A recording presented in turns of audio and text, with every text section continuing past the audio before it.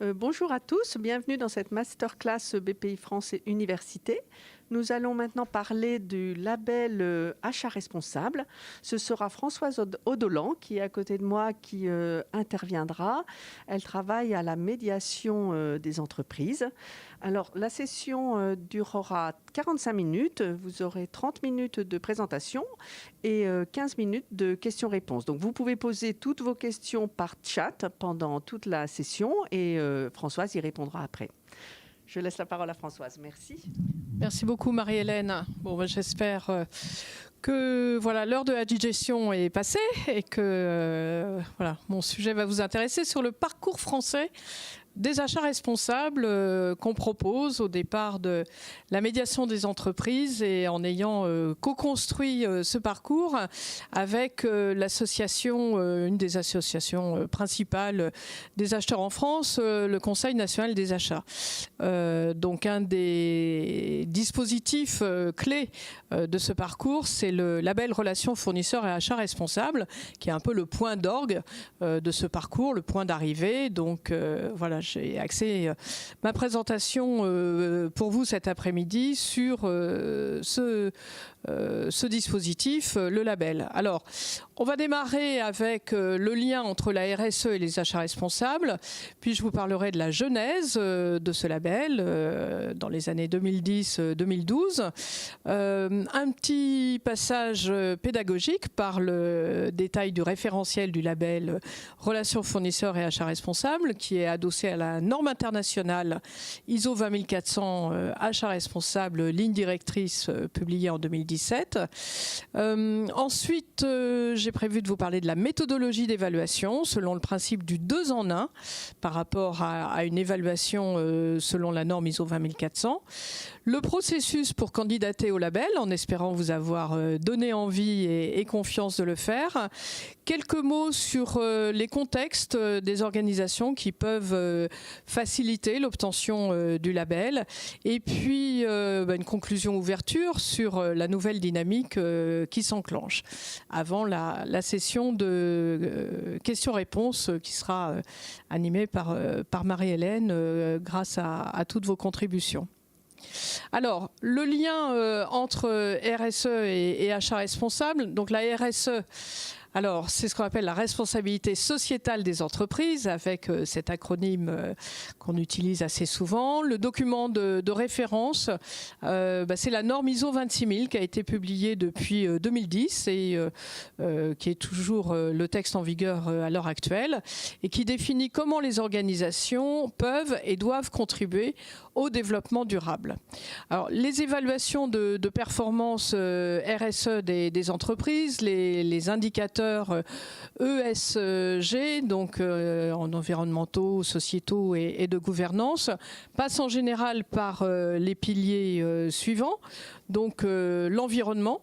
Donc les impacts liés aux procédés de production, par exemple tout ce qui est lié à la consommation d'énergie, les émissions de gaz à effet de serre, la décarbonation, voilà, je pense que tous ces mots-là commencent à vous parler, ainsi qu'à l'usage du produit et à sa fin de vie pour ses propres activités. Donc on a aussi toutes les questions liées aux déchets et sur toute sa chaîne d'approvisionnement, les circuits courts par exemple, dont on nous parle.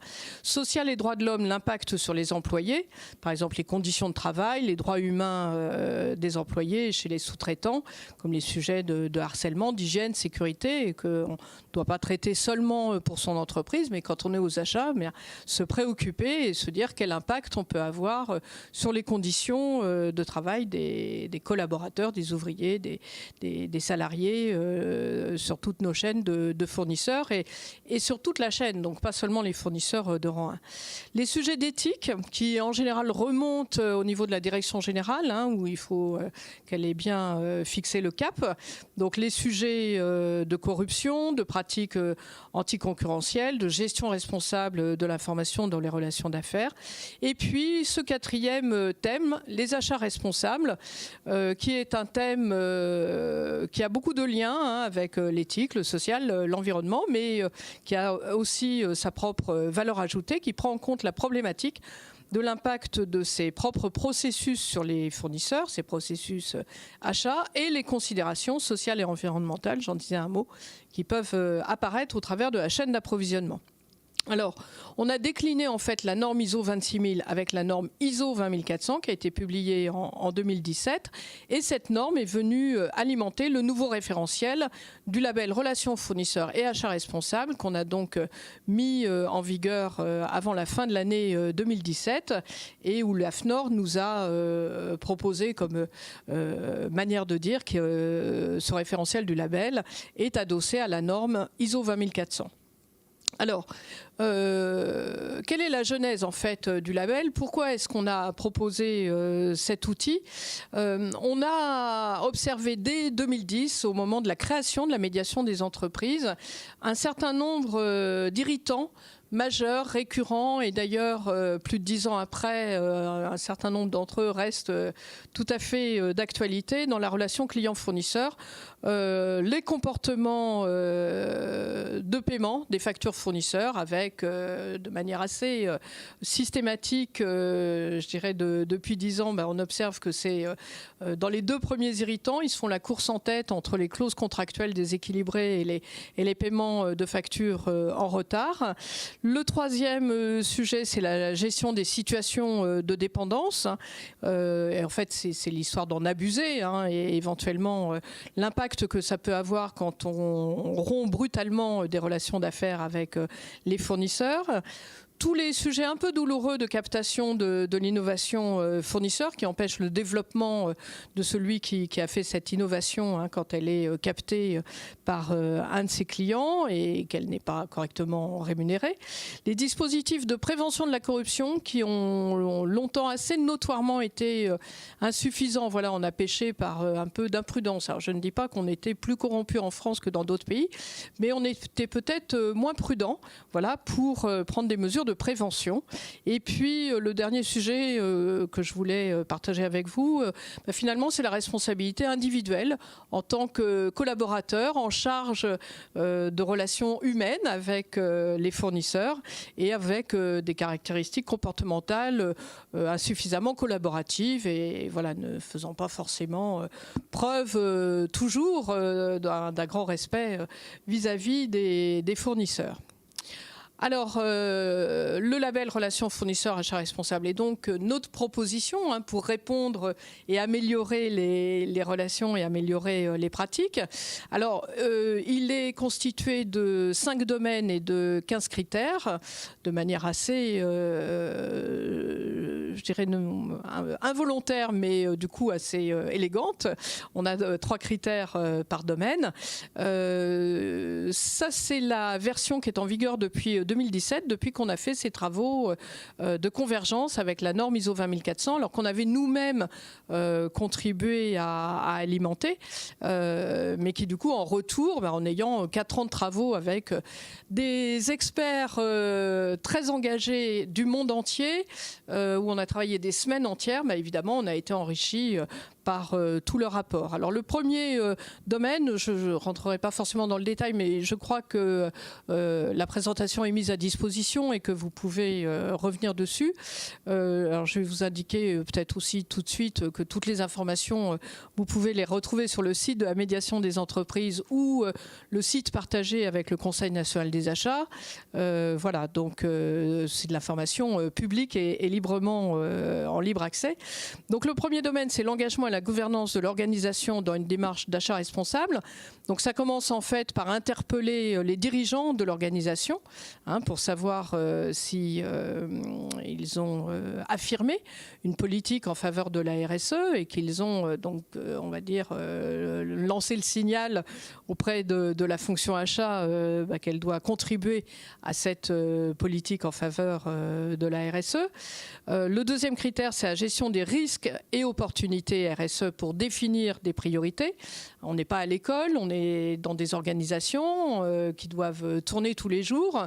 On est opérationnel, pragmatique, et du coup, cette cartographie des risques et opportunités RSE, c'est pas un travail académique, théorique. Il est là pour orienter nos efforts et définir nos priorités. Et le troisième critère qui existait depuis 2012, mais qu'on a remonté dans ce domaine 1, qui n'existait pas avant, c'est le sujet de la prévention de la corruption. Parce que évidemment la fonction achat peut être une fonction sensible à ce type de situation et de risque, mais pas seulement. Les dirigeants ou les opérationnels sur le terrain peuvent être en première ligne aussi concernés. On peut aussi adresser les pratiques des commerciaux et puis demander au RH comment est-ce qu'ils proposent de gérer ça avec les organisations représentatives des salariés. Donc on a remonté le sujet de prévention de la corruption pour qu'il concerne bien l'ensemble des collaborateurs d'une organisation et qu'il soit sous, je dirais, le pilotage, la préoccupation de la direction générale dans le domaine 1. Le domaine 2, condition de la qualité des relations fournisseurs et sous-traitants. Alors ce domaine 2, il existait déjà depuis 2012 où on se dit, bah oui, pour faire des achats responsables, en fait, on a besoin que ce soit une fonction qui soit professionnelle ou professionnalisée ou en cours de professionnalisation ardente. Donc on pose des questions sur les formations des acheteurs, leur profil et du processus achat. Voilà, donc là on a un certain nombre de questions sur le sujet qui finalement s'adressent à la direction des achats sur comment est-ce qu'elle a organisé ça. Le pilotage des relations fournisseurs, alors là on est je dirais au cœur de la RSE en se disant que ce sont les parties prenantes, que c'est à la fonction achat de s'en préoccuper et de le gérer, non pas aux opérationnels ou aux juristes ou aux comptables. Donc le pilotage des relations fournisseurs, voilà, on propose que ce soit la direction des achats qui s'en occupe et le définisse. Et également, on a proposé de privilégier les méthodes de médiation pour résoudre les litiges, les différends éventuels avec les fournisseurs. L'idée étant, voilà, dans la logique de RSE, d'écoute des parties prenantes et donc là des fournisseurs, de dire il est tout à fait... Enfin, il faut banaliser en tout cas que dans une relation qui va durer longtemps, il puisse y avoir des hauts et des bas, des moments de tension, et donc d'avoir expliqué à l'avance, eh bien quand on va rencontrer un litige, ne pas être d'accord, ne pas partager le même point de vue, comment est-ce qu'on va faire? Est-ce qu'on s'envoie des avocats et qu'on ne se parle plus, ou est-ce qu'on s'assoit à la même table et qu'on essaye de trouver à l'amiable une solution ensemble? Et donc il y a cette promotion des techniques de médiation. Le critère suivant, c'est le retour d'expérience et l'écoute active de la voix des fournisseurs. Donc je pense qu'avec la liaison que j'ai faite avec la RSE, vous voyez bien tout l'intérêt de mettre en place des méthodes proactives d'écoute et volontaires de la voix des fournisseurs pour améliorer nos pratiques en sachant que ça aura un impact positif sur la relation et que du coup on deviendra peut-être un client mieux apprécié, voire peut-être le client préféré des fournisseurs. Domaine 3, le respect des intérêts des fournisseurs. En fait, là, c'était vraiment au cœur de la mise en place de la charte relations fournisseurs responsables et du label dans son prolongement. L'équité financière, je vous ai parlé de l'irritant majeur dans ces sondages qu'on peut faire. Voilà, alors le délai de paiement des factures fournisseurs. Donc c'est ce critère 3.1 sur l'équité financière vis-à-vis des fournisseurs. Bon, sachant qu'en France, on a fait la loi LME qui encadre les délais maximums de délai de paiement depuis 2008 et qu'on a peut-être cru que parce qu'on avait fait une loi, on avait réglé le problème, qu'on est peut-être tombé un peu de haut quand en 2010, on s'est rendu compte 2 ans après que finalement les factures continuaient d'être payées en retard, même si sur le papier, elles devaient être payées plus vite. Alors c'était peut-être plus du 90 jours fin de mois, le 10 du mois suivant, mais finalement 60 jours, c'était le délai maximum que la loi LME envisageait, et encore si on avait négocié. Et puis on est toujours à 10, 11, 12, 15 jours de retard de paiement. Donc là, on a un vrai sujet, un vrai enjeu de progrès pour que le cash soit là où il devrait être, et donc pour 15-20 milliards d'euros plutôt dans les caisses des PME que dans des grands groupes quand on fait des évaluations, hein, des enjeux. Donc le deuxième irritant que je vous avais cité tout à l'heure, il est adressé dans ce domaine aussi, hein, la promotion de relations durables et équilibrées, avec des clauses contractuelles équilibrées, et puis l'égalité de traitement entre les fournisseurs. Le domaine 4, l'intégration de la responsabilité sociétale dans le processus achat. Donc là, ça a été un domaine très enrichi par les travaux normatifs internationaux qui ont décrit de manière beaucoup plus poussée comment un acheteur opérationnel au quotidien sur le terrain, dans son processus d'acheteur, doit s'emparer des choses et comment il peut contribuer à mettre en place des achats responsables à son niveau. Alors évidemment, ça vient en domaine 4, hein, parce qu'on espère bien que la direction générale a lancé le signal, c'était le domaine 1, que la direction des achats a mis en place les conditions de l'organisation pour que l'acheteur sur le terrain puisse faire les choses, mais à son tour, l'acheteur a une responsabilité et une marge de manœuvre et une capacité d'initiative, et peut être moteur aussi sur les dossiers dont il s'occupe. Donc c'est l'intégration de la responsabilité sociétale dans le processus achat, avec deux grandes phases du processus qui ont été très bien décrites dans la norme ISO 20400, donc la préparation d'une stratégie de sourcing responsable et l'intégration des spécifications RSE dans le cahier des charges. Le critère 4.3 préexistait déjà en fait dans le label depuis sa version 2012, c'est l'intégration des performances RSE des fournisseurs, c'est-à-dire avoir des questionnements et des outils de mesure, des indicateurs sur le degré de maturité des fournisseurs en matière de performance RSE. Il y a bien un moment où, pour être un acheteur responsable, il serait de bon goût que mes fournisseurs soient eux-mêmes responsables, mais vous voyez que c'est un critère sur les 15 et que les 14 autres adressent les pratiques de l'acheteur. Le cinquième domaine, qui est le dernier, c'est l'impact des achats sur la compétitivité économique de l'écosystème. L'acheteur est un acteur économique. On parle bien, la médiation des entreprises, je ne l'ai pas précisé tout à l'heure, mais placée auprès du ministre de l'économie. J'ai une adresse mail finance.gouv.fr. Donc on est au cœur de l'économie et on est porteur d'une vision de politique économique où des relations collaboratives, des relations apaisées, basées sur le dialogue, sur le respect, sur l'équité, seront plus favorables à la performance de notre économie, placée sur, une concurrence internationale. Donc c'est une vision des choses où le rapport de force ne nous semble pas la meilleure manière de s'en sortir, mais plutôt de se dire que toute une chaîne d'approvisionnement qui va s'entraider va être plus forte dans la compétition internationale. Donc l'impact des achats sur la compétitivité économique, c'est pas seulement raisonner en moins 10 ans et en comparant les prix des offres avec un petit tableur Excel, mais c'est plutôt l'appréciation de l'ensemble des coûts du cycle de vie.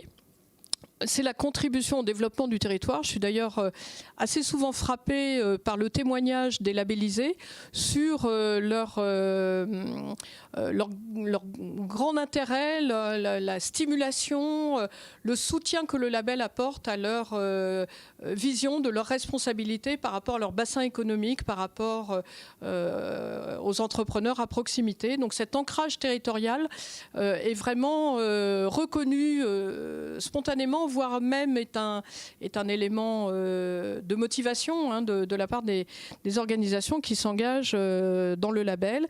Et puis le dernier critère, c'est l'aide à la consolidation des filières, voire pour ceux pour lesquels c'est possible, au déploiement international de leurs fournisseurs. Donc voilà, c'était un petit peu long, mais c'est quand même le cœur du sujet, donc la partie un peu pédagogique de l'exposé sur de quoi parlons-nous quand on parle des achats responsables. Et bien là, vous avez cette vue large, complète, du thème achat responsable, qui pour certains des 15 critères flirte ou pourrait être placé par d'autres dans d'autres thèmes, hein, prévention de la corruption. Voilà, certaines grilles d'évaluation de performance extra-financière le mettent dans le thème de la gouvernance. Voilà, donc c'est notre définition complète, large des achats responsables, mais qui peut faire des passerelles avec l'environnemental, le sociétal ou la gouvernance. Alors comment ça se passe quand on est évalué selon ce référentiel du label relations fournisseurs et achats responsables? Alors on a voulu que ce soit selon un principe du 2 en 1 quand on a fait ces travaux de convergence avec la norme ISO 20400, de manière, je dirais, à offrir un peu de productivité et d'économie d'échelle pour ceux qui allaient préparer leur dossier de candidature.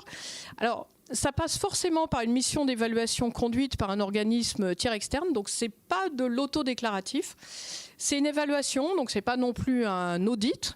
Le candidat est invité à préparer son dossier de preuves tangibles, mais voilà, ça va être examiné par un tiers externe, hein, donc normalement neutre et indépendant, pas complaisant et à qui il va falloir apporter les éléments de preuve, donc pas seulement lui raconter une belle histoire. C'est pas du tout le même exercice que de candidater pour avoir un prix, un trophée, où là on choisit la belle histoire, l'angle de vue, ce qu'on veut. Là, vous voyez, il y a un questionnaire qui est administré par l'évaluateur tiers externe. Il va falloir apporter les éléments de preuve à chaque fois. On compte bien sur l'évaluateur tiers externe pour avoir fait un repérage des controverses. On lui demande, dans le processus, d'interviewer un certain nombre de fournisseurs, nos parties prenantes. Donc voilà, il est alimenté par le candidat, mais il fait aussi son job d'évaluateur. Et les intervenants, personnes physiques, on les a tous formés au référentiel du label. Donc on compte sur eux pour que leur métier, ce soit d'être un inspecteur, hein, qu'ils aient les méthodes voilà, d'inspection, et nous, on les forme sur le contenu du label. Donc l'évaluation est menée selon 3 angles de vue. Vous avez vu donc les 5 domaines, les 15 critères. Eh bien, chacun de ces 15 critères est décortiqué par l'évaluateur selon 3 angles de vue, s'engager explicitement, déployer systématiquement, ou piloter efficacement, avec un certain nombre d'aides et de ressources qu'on met à disposition des candidats. Finalement, bon, le label, c'est un peu la peau d'âne, le diplôme. Voilà, c'est la fin du parcours des achats responsables. C'est pas une fin en soi, en fait, hein. Nous, on entend souvent dire que la démarche de labellisation a permis de structurer les efforts à l'intérieur d'une entreprise, que ne serait-ce que d'examiner le référentiel, ça a donné le cap et ça a permis de bâtir son plan de progrès. Donc voilà, on s'est aussi attaché à accompagner, à aider, à faciliter, à rendre possible le fait que vous obteniez le label. Et c'est notre vœu le plus cher. C'est pas de vous laisser au bord de la route, mais c'est au contraire d'avoir fait que vous puissiez l'obtenir. Alors, il y a toute une documentation publique, hein. Je vous ai dit qu'on était .gouv.fr, donc on est dans une mission de service public. Donc, ce qui est bien, c'est qu'il y a tout un engagement national avec l'AFNOR, donc, qui nous a aidé à ce que cette norme apparaisse. Puis ensuite, les évaluateurs tiers externes qui acceptent de travailler ensemble sur un outil commun au lieu que chacun développe sa méthodologie. Donc, il y a une unité nationale autour de cette démarche.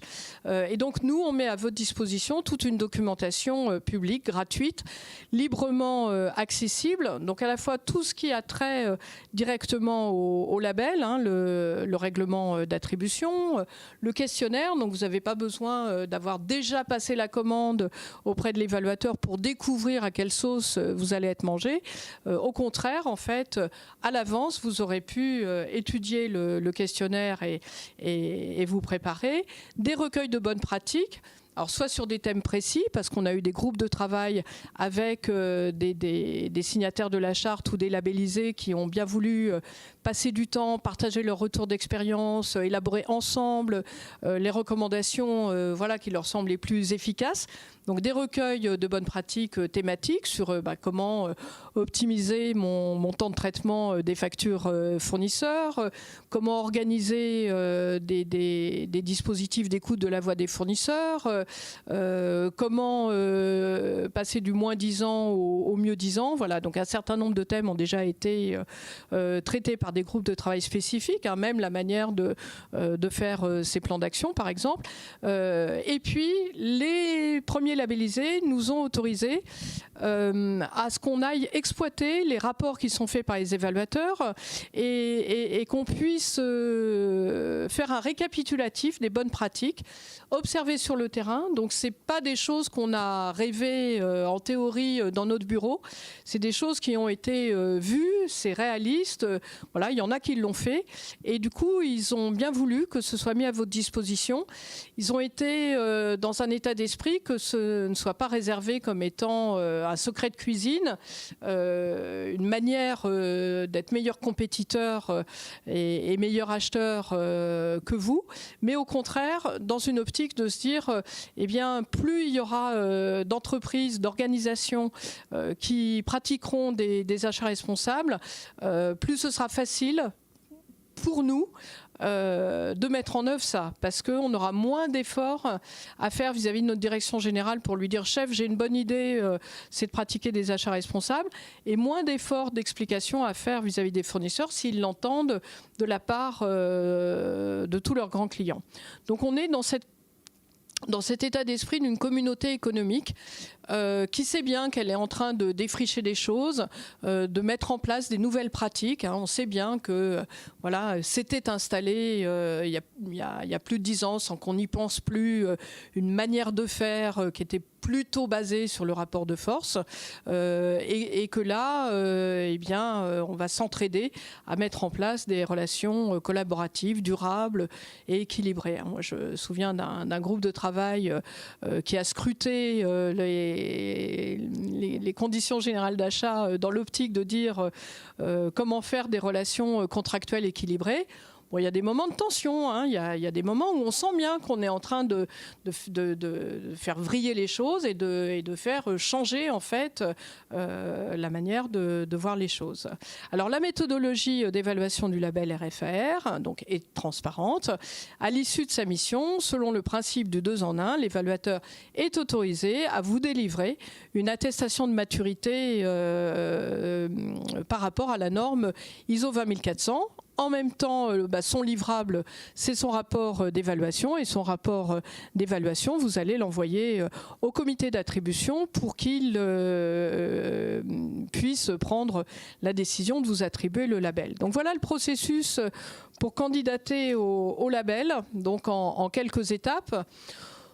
Voilà, ce que je vous recommande, c'est de commencer par vous faire votre propre opinion, donc faire votre propre autodiagnostic, voilà, avoir un peu scruté vos pratiques en interne, fait la tournée des différentes directions et services qui sont concernés, voilà, pour identifier vos points d'ancrage, comme quoi vous avez des points forts, des achats responsables, vous en faites déjà d'une certaine manière et depuis longtemps, et pas seulement le jour où vous ouvrez je dirais, la documentation sur le label Relations fournisseurs achats responsables. Je pense que c'est important de valoriser ça en interne à votre entreprise, que ce ne soit pas quelque chose plaqué de l'extérieur et totalement nouveau et qui est là comme une révolution pour déboussoler toutes les habitudes. Je pense que c'est important de marquer qu'on a des ancrages et puis en même temps on a quelques défis et ça va nous faire progresser. Voilà, c'est pas non plus juste la reconnaissance de choses qu'on fait depuis toujours. Ça va un peu nous pousser quand même un peu plus loin. Donc ressortir les défis prioritaires. Moi, je vous invite à signer la charte relations fournisseurs et achats responsables.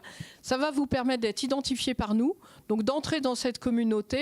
Et donc, à partir de là, nous, on va être en mesure de vous faire des propositions sur une journée d'accompagnement à la mise en œuvre de la charte, un groupe de travail thématique sur tel sujet, un comité de pilotage où vous verrez les retours d'expérience des uns et des autres. Voilà. Donc, moi, je vous invite à rentrer dans cette communauté. Troisième étape, définir vos premiers plans de progrès. progrès en fonction de votre autodiagnostic et puis de ce que vous découvrez en parlant aux autres signataires de la charte. Ça permet de structurer la démarche, d'améliorer vos processus internes, de vous mettre au niveau de performance exigé pour obtenir le label. Là, voilà, vous allez arriver à l'heure où ça a du sens de faire intervenir l'évaluateur tiers externe et de préparer votre dossier de candidature. Bon, c'est un peu de boulot, hein, donc ça vaut la peine, je dirais, d'avoir mûri, d'avoir pris le temps de comprendre quoi, que vous êtes prêt et que ça va être utile.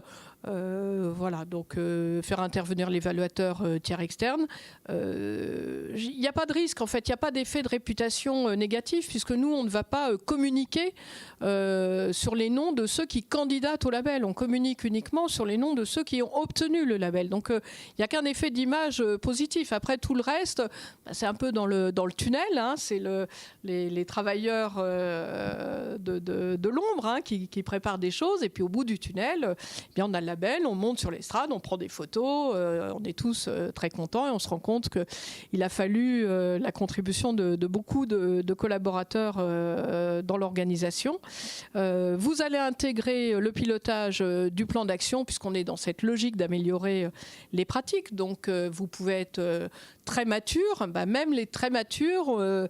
Voilà, on va quand même leur dire il y aurait peut-être des sujets quand même où il y a peut-être encore des choses à aller chercher. Donc tout le monde a droit à son plan de progrès. Je vais vous donner un exemple. La première fois qu'on avait fait la mise en commun des bonnes pratiques des 20 premiers labellisés, donc j'avais voulu que ce soit clair pour tout le monde qu'est-ce que ça voulait dire mettre en commun. Et donc ils étaient tous autour de la table. Je leur avais donné à chacun leur feuille avec leurs bonnes pratiques que j'avais trouvées dans les rapports de l'évaluateur. Et donc certains n'avaient rien sur leur feuille parce que sur ce thème-là, il n'y avait rien de remarquable. Celui qui en avait le plus, il en avait 13. Donc vous voyez, il y avait déjà un écart important hein, entre 0 et 13. Et pourtant, tout le monde était labellisé. Mais bon, là, je vous parle, c'était sur un thème très précis. Et la mise en commun, eh bien, ça faisait 50 bonnes pratiques. Donc même celui qui était le plus avancé, qui maîtrisait le plus par rapport aux autres avec ses 13 bonnes pratiques, il avait plein de choses à apprendre et plein d'idées à apprendre de la communauté, puisque il pouvait aller faire la course sur la mise en place de 50 bonnes pratiques. Donc vous voyez, le pilotage du plan d'action, c'est vraiment quelque chose qui peut servir à tous et vous stimuler tous. Et puis, eh bien après, c'est de s'engager au niveau de la direction de l'entité avec une vision pluriannuelle, puisque la durée de validité du label, c'est 3 années. On se rend compte d'ailleurs que quasiment personne n'a épuisé le sujet au bout de 3 ans. Hein, donc presque tout le monde recandidate à un renouvellement et c'est reparti. Et par exemple, les premiers qui ont obtenu le label en décembre 2012, ils sont toujours dans la communauté des labellisés. C'est aussi des sujets où les frontières reculent. Enfin, on parle de choses aujourd'hui. Par exemple, tout à l'heure, j'ai fait comme si c'était évident de parler de la décarbonation. Bon, en 2010, 2011, 2012, voilà, je ne suis pas sûre que beaucoup d'entre nous connaissaient le mot, l'utilisaient ou se disaient qu'il était concerné ou comment faire. Voilà, donc c'est aussi des sujets, vous voyez, qui évoluent avec le temps.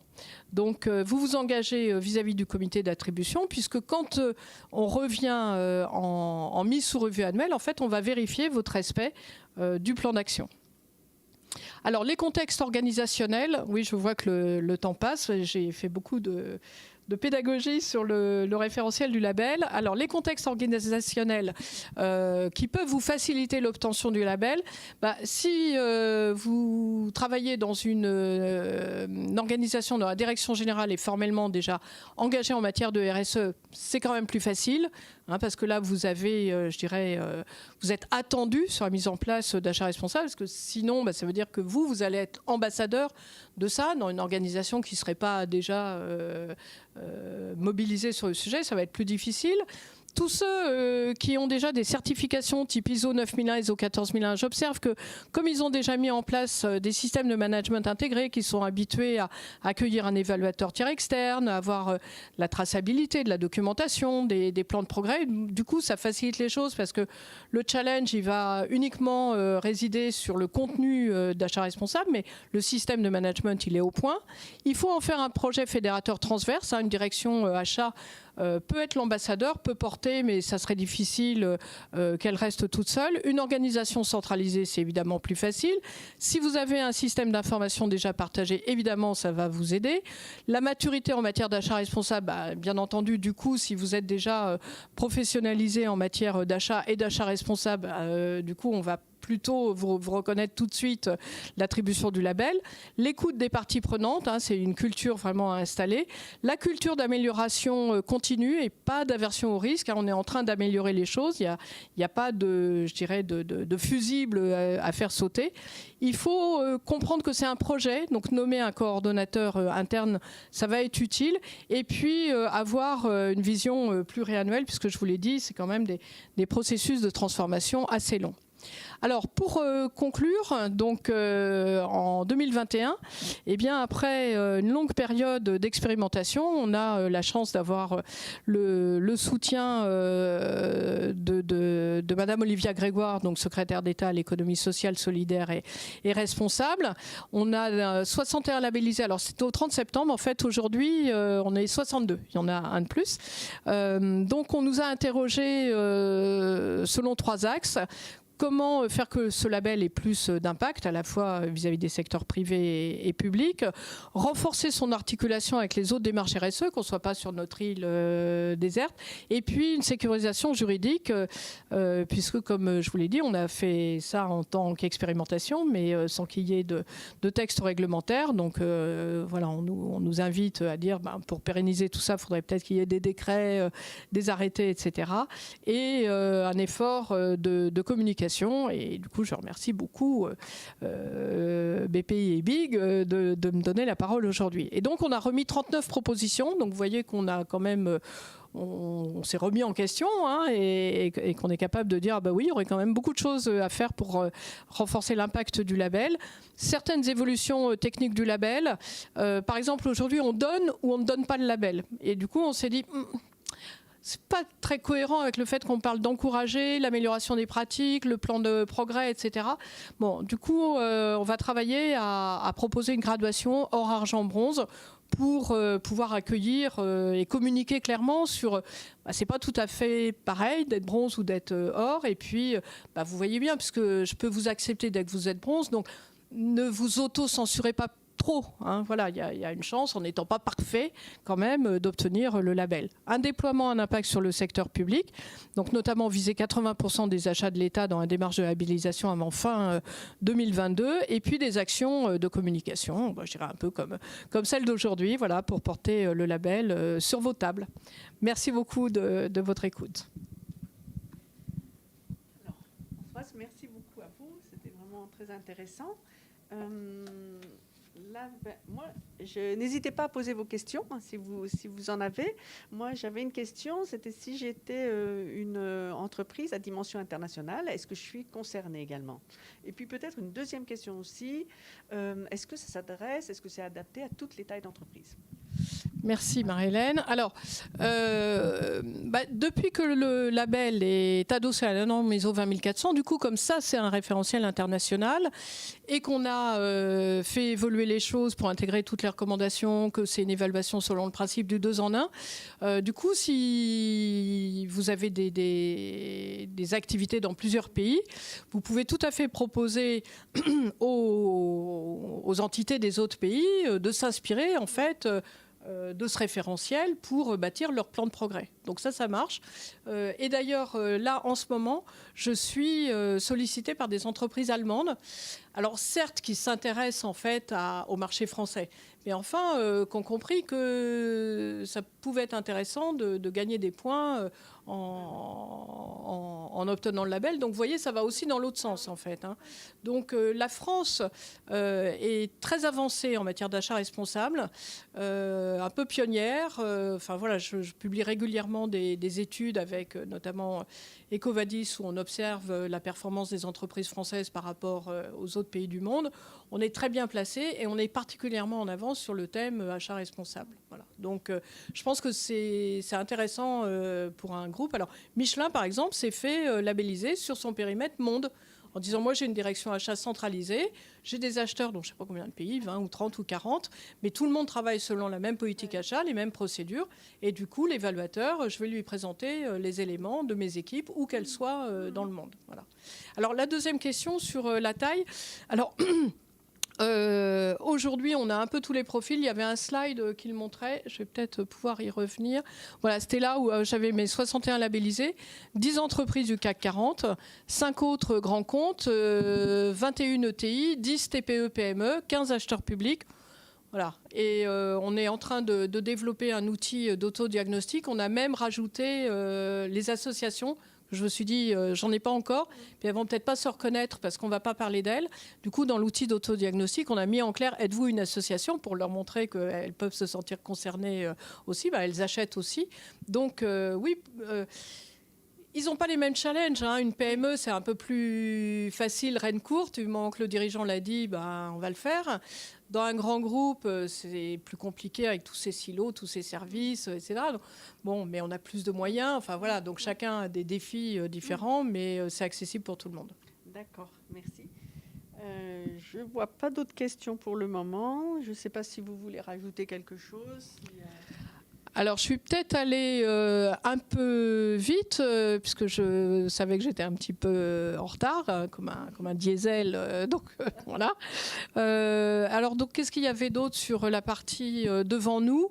Alors, j'ai parlé de la graduation en argent bronze. On va renforcer le label sur sa liaison avec la loi climat et tous ces enjeux environnementaux, parce que bon, voilà, on n'était pas très exigeant. Alors, c'était dans la liste, c'était dans le paysage. Mais du coup, une de nos propositions, c'est d'intégrer une nouvelle question et qu'elle soit à un niveau des priorités, ce qu'on appelle les questions majeures concernant le bilan carbone.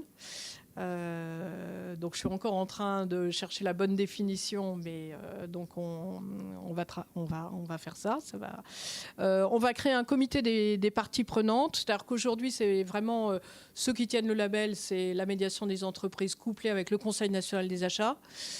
Bon, on a fait des auditions pour préparer ce rapport à Madame Olivia Grégoire et du coup on s'est dit mais c'était génial, c'était très intéressant d'écouter tout ça et tous ceux qu'on a invités nous ont consacré du temps dans des délais assez courts et du coup on a plutôt envie de pérenniser cette richesse-là d'écoute. C'est un écosystème en fait qui s'engage. Nous on fait rien, hein. Nous on n'achète pas, donc on nous a proposé d'orienter, de montrer le Nord. On est un point d'observation, on centralise, on travaille, mais en fait ceux qui font c'est les acteurs économiques, hein. Donc c'est très important que l'écosystème se reconnaisse là-dedans.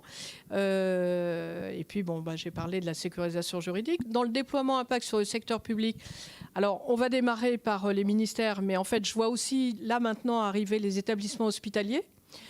On a très peu de collectivités territoriales, mais enfin on a déjà une région et un département.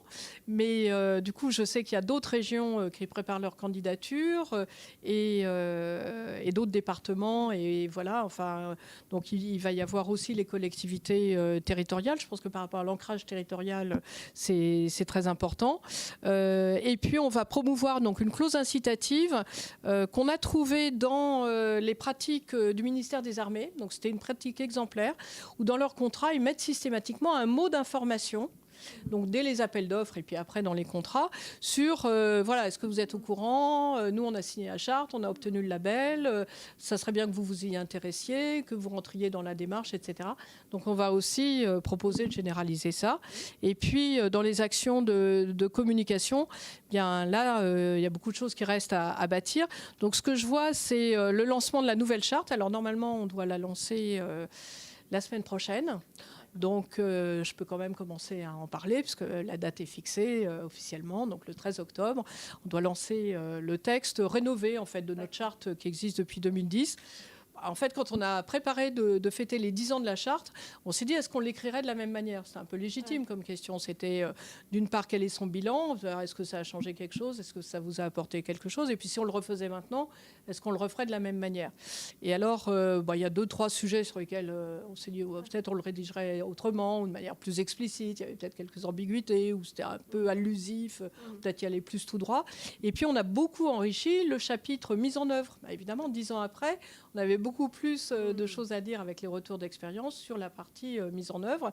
Et donc, cette nouvelle charte, elle va être la porte d'entrée vers la labellisation, ce qui n'était pas si clair que ça avant. Voilà. OK. Écoutez, merci beaucoup Françoise, c'était vraiment très riche et puis j'espère que vous avez été très intéressés par tout ça et que vous allez vous renseigner sur cette charte et ce label. Et puis, vous pouvez aussi voir sur BPI France Université des contenus, des formations qui ont trait au label, justement, achat responsable. Et BPI France Université, c'est une plateforme de formation en ligne gratuite et ouverte à tous. Donc, je vous invite à aller retrouver Françoise et la médiation des entreprises dans nos formations. Merci beaucoup, au revoir. Merci.